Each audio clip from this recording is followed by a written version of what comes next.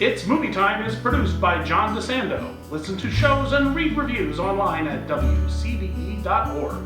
I'm John DeSando. And I'm Kevin Carr. And this is It's Movie Time. That it is. Well, it's time for Jake Gyllenhaal. We have a really substantial role. When I consider what he did in Nightcrawler. Yeah, well, I mean, yeah, it certainly gives him a lot to work with. Okay, so we're talking about The Guilty. Guilty, The Guilty. Right, The Guilty. Not just any guilty. Right. But The Guilty. And this is on Netflix. It is. So it's challenging because we have many people out there who could see it if they want. Yeah. Well, and it's also it's one of the levels of movies that Netflix does. They do their TV and they do kind of like a secondary, higher tier stuff where they use major actors and major directors in not just movies but TV, but in movies. I mean, you got Jake Gyllenhaal headlining. He's pretty much in every shot of the film, and it's directed by Antoine Fuqua, who is a big name director. He's done a lot of big stuff. Most notably, I think, Training Day. Training Day. He did like The Equalizer. He did what was it, Tears of the Sun with Bruce Willis and Monica Bellucci. Yeah. About 20 years. Well, I was thinking of Training Day because, of course, that's. Well, yeah, that's a well-known one. Yeah, and that got Denzel. He got an Oscar for that. Yeah. Which I wasn't sure about, but it's an okay. It's okay, or maybe it was his time or whatever. Sure.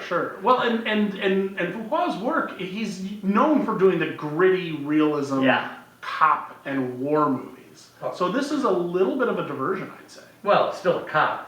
It is a cop movie, but the setting is very different. It's very intimate. Yes, I mean, I think Kev, well suited to pandemic, at least for the technology of it, for putting it across as a movie. All you need is one major location, and a couple of others that just can creep in. Well, and not only that, the actors, it's minimal number of on-screen actors. Yes. The premise of the story is Jake Gyllenhaal plays a 911 operator, but he's not a career 911 operator. He's a cop on administrative leave, given the desk job, and so he's working as a 911 operator, and he has his trial coming up for.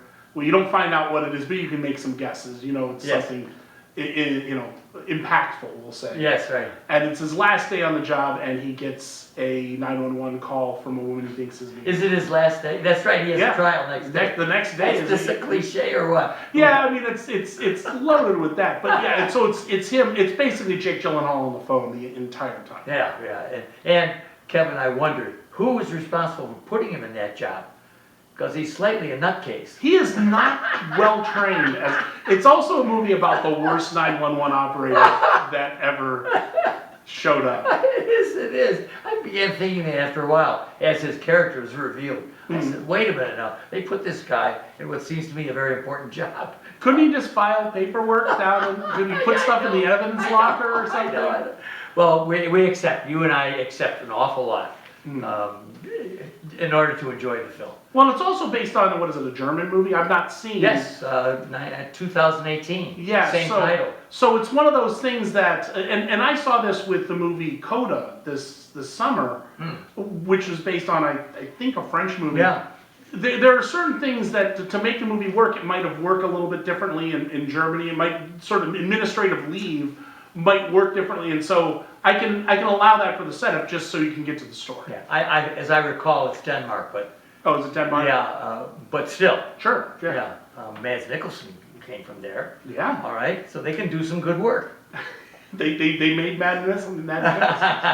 But okay, so the nub of this is a lady voiced by Riley Keough. Yeah. That'll give you a clue. Elvis' granddaughter. Yes. Thank you very much. She calls in. She's kidnapped.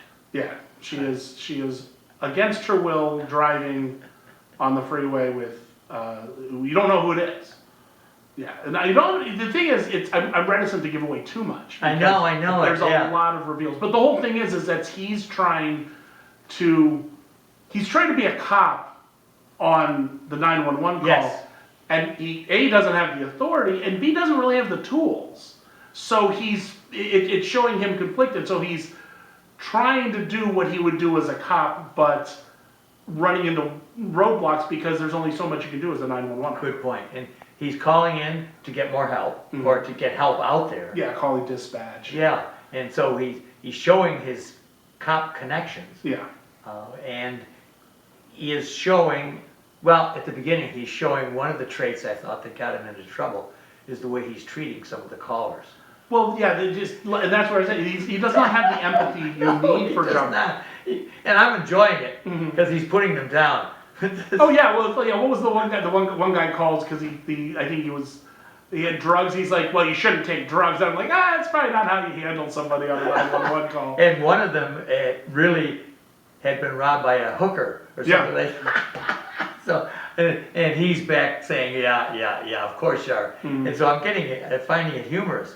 Then when he hooks up with the Riley Keough, whatever, character, things begin to ramp up. Yeah. Seriously. Yeah, because the thing is, one of the things I think is interesting, because of course you got the main story and that's very surface, but obviously it's putting in subtext about, obviously police and overreach of the police and over authority and that kind of stuff. That's topical, and it's been topical for years, but it's really ramped up in the last couple of years.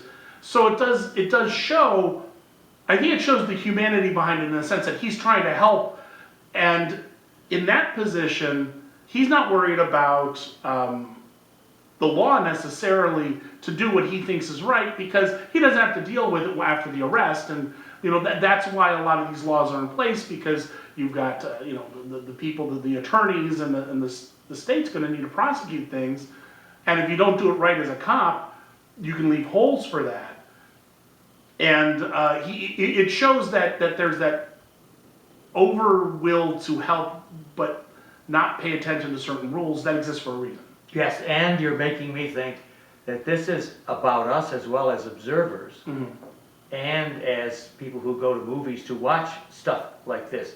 That's horrific, but it doesn't bother us at all since we're not involved. I like that. And to Rear Window.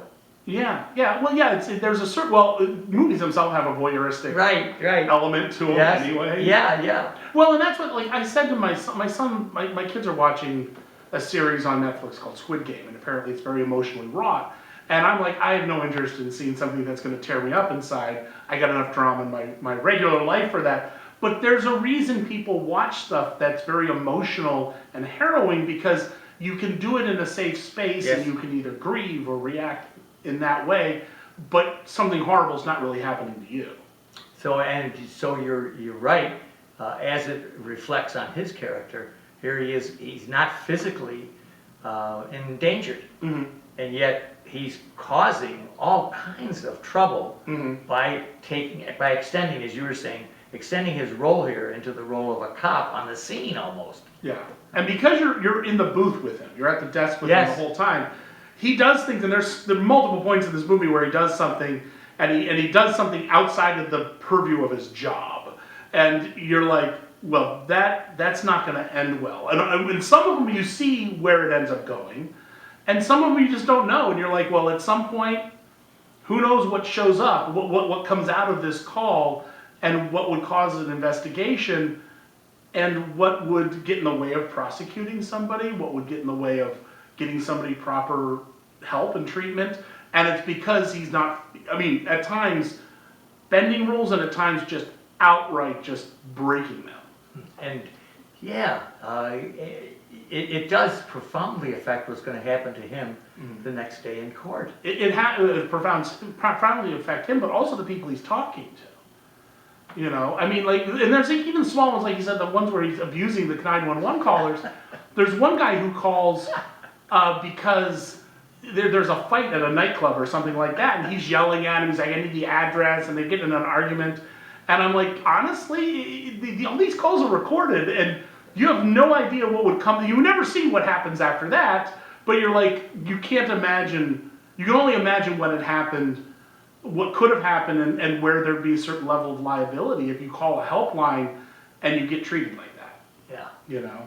Kev, What would you advise our audience about this film? Because we know they can see it. It's right there. Yeah, it's right there on Netflix. I mean, it deals with some unpleasant.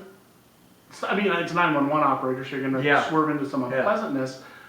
And I would say, because here's the thing, when it comes to anything with police officers, and the thing is that one of the things they do with this is they take the racial element out of it. And there's so much consternation in the zeitgeist now between police and race, but they take the race stuff out of it. I think that's wise to do. And you can just look at it as saying, putting somebody in a different position challenges them. And I would say go in with an open mind, because I know there's some people that are like, I'm not going to listen to anything that is going to talk negatively about our boys in blue, and I support them 100%, blah, blah. It's like, just go in with an open mind and think, what would you do in this situation if you really put somebody like this in this situation?